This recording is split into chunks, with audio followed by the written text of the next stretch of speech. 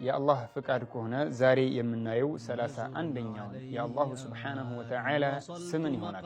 እሱም አልለጢፍ አልለጢፍ የሚለውን የአላሁ ስብሓነሁ ወተዓላን ስም ይሆናል።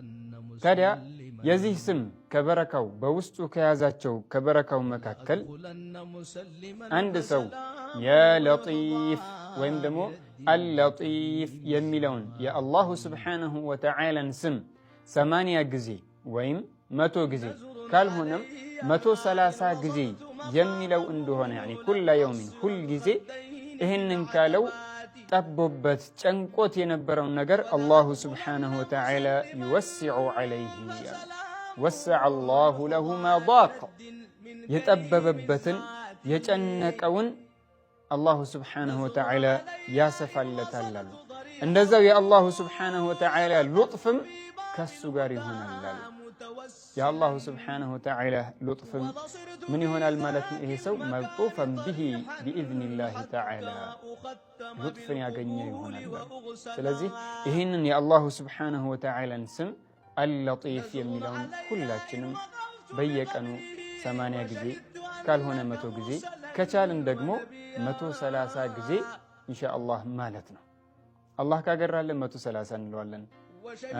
ከደከመን የሚደክም አይደለም ሱብሃንአላህ 100 ጊዜ ካልሆነም ደግሞ በተለያዩ ነገራቶች ቢዚ የሆንን ከተቸገርን 80 ጊዜ ይህንን የአላሁ ስብሓነሁ ወተዓላን ስም ልንደጋግመው ይገባል። አላህ ያግራልን። ታዲያ ማዕናው ምንድን ነው ብለን ካልን ትርጉሙን ካየን هو المحسن إلى عباده في الخفاء والستر الله ነው ሙሕሲን ለነሱ ጥሩ ነገር የሚያደርግ ለባሪያዎቹ ኸይርን የሚጠቅማቸውን ጥሩ ነገራቶችን የሚያደርግላቸው አላሁ ስብሓነሁ ወተዓላ ነው። في الخفاء والستر من حيث لا يحتسبون ባላሰቡበት አይነት መንገድ ለባሪያዎች ጥሩን የሚውል ጥሩን የሚያደርግ ማለት ነው። አንዳንድ ዑለማዎች አልለጢፍ የሚለው የአላሁ ስብሓነሁ ወተዓላ ስም ረሒሙን ቢዒባዲሂ ለባሪያዎቹ አዛኝ የሆነ ነው ይላሉ። ለባሪያዎቹ የሚያዝን የሆነ ከም ሚን በላኢን ስንትና ስንት በላዎች አሉ፣ ስንትና ስንት መዘዞች፣ ስንትና ስንት በሽታዎች፣ ስንትና ስንት መከራዎችን ሰረፈሃ አላሁ ዐና አላህ ከኛ ያራቃት የሆነችው አሉ። ወነሕኑ ላ ነድሪ ያቺ በላእን ያችን መከራ እኛ ሳናቃት በእኛ ላይ ሊከሰትብን የመጣውን በእኛ ላይ አንዣብቦ የነበረውን በላእ አላህ ያነሳልን ስንትና ስንት አለ።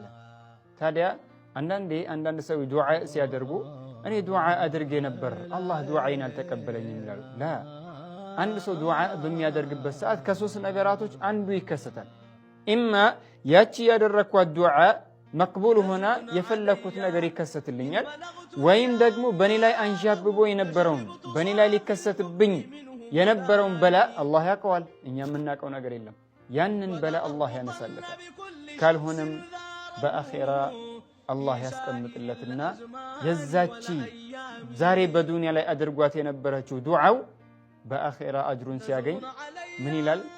ምን አለ በዱንያ ላይ አድርገው የነበረው ዱዓዎች በአጠቃላይ መከሰቱ ቀርቶብኝ በላ መነሳቱ ቀርቶብኝ ለአኺራ አላህ አስቀምጦልኝ በነበር ብሎ የዛኔ አጅሩን ሲያይቆጫል። ዛሬ ግን ምን ይላል? አላህ ዱዓይን አልተቀበለኝም፣ ዱዓዬ መቅቡል አልሆነልኝም እንላለን።